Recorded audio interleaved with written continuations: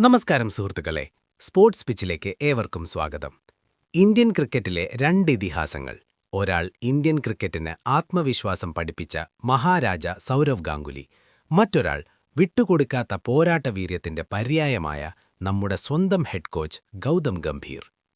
Gambhir Indian ടീമിന്റെ പരിശീലക സ്ഥാനം ഏറ്റെടുത്തതുമുതൽ സോഷ്യൽ മീഡിയയിലും ക്രിക്കറ്റ് ലോകത്തും വലിയൊരു ചർച്ച നടക്കുന്നുണ്ട്. ഗംഭീർ ഒരു ദേശീയക്കാരനാണോ? അദ്ദേഹത്തിന്റെ പെരുമാറ്റം ടീമിനെ ബാധിക്കുമോ?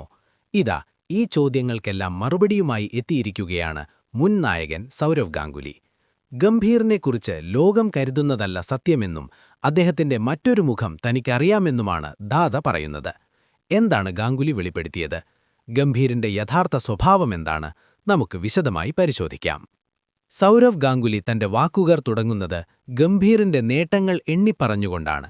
ലോകകപ്പ് നേടിയ, ചാമ്പ്യൻസ് ട്രോഫി നേടിയ ഒരു യഥാർത്ഥ ചാമ്പ്യനാണ് ഗംഭീർ എന്ന് ദാദ ഓർമ്മിപ്പിക്കുന്നു. പുറമേ നിന്ന് നോക്കുന്നവർക്ക് ഗംഭീർ അല്പം പരുക്കനായും മുഖത്തു നോക്കി കാര്യങ്ങൾ പറയുന്ന സ്വഭാവക്കാരനായും തോന്നാം. എന്നാൽ അതൊരിക്കലും ഗംഭീറിന്റെ മോശം സ്വഭാവമല്ല, മറിച്ച് അദ്ദേഹത്തിന്റെ ഉള്ളിലുള്ള പോരാട്ട വീര്യമാണെന്ന് ഗാംഗുലി പറയുന്നു. അദ്ദേഹം ഒരു ഔട്ട്സ്റ്റാൻഡിംഗ് കോച്ചാണ്.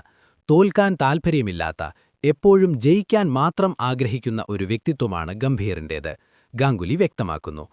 കളിക്കളത്തിൽ ഗംഭീർ കാണിക്കുന്ന ആ വാശി ടീമിനെ വിജയത്തിലേക്ക് നയിക്കാനുള്ള ഇന്ധനമാണെന്നാണ് ദാദയുടെ പക്ഷം.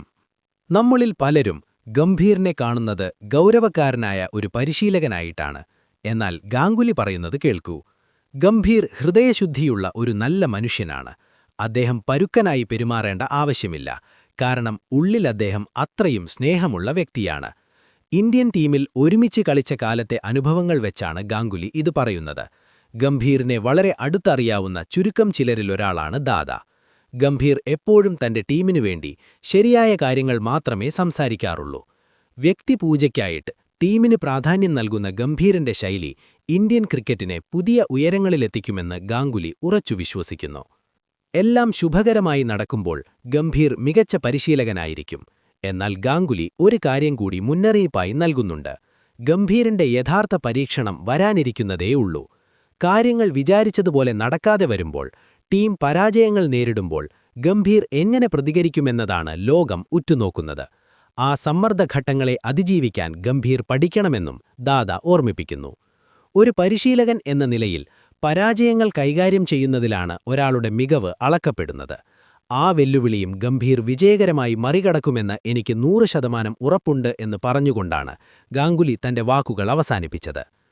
ഇന്ത്യൻ ക്രിക്കറ്റിലെ ഏറ്റവും മികച്ച നായകന്മാരിലൊരാളായ ദാദയിൽ നിന്ന് ഇത്തരമൊരു പിന്തുണ ലഭിക്കുന്നത് ഗംഭീറിനെ സംബന്ധിച്ച് വലിയൊരു കാര്യമാണ്.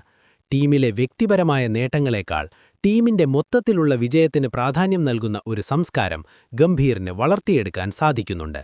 ഇത് സഞ്ജു സാംസൺ ഉൾപ്പെടെയുള്ള മലയാളി താരങ്ങൾക്കും ടീമിലെ മറ്റു യുവതാരങ്ങൾക്കും വലിയ അവസരങ്ങൾ തുറന്നു നൽകിയേക്കാം. ഗൗതം ഗംഭീർ എന്ന മനുഷ്യനെ നിങ്ങൾ എങ്ങനെയാണ് വിലയിരുത്തുന്നത്?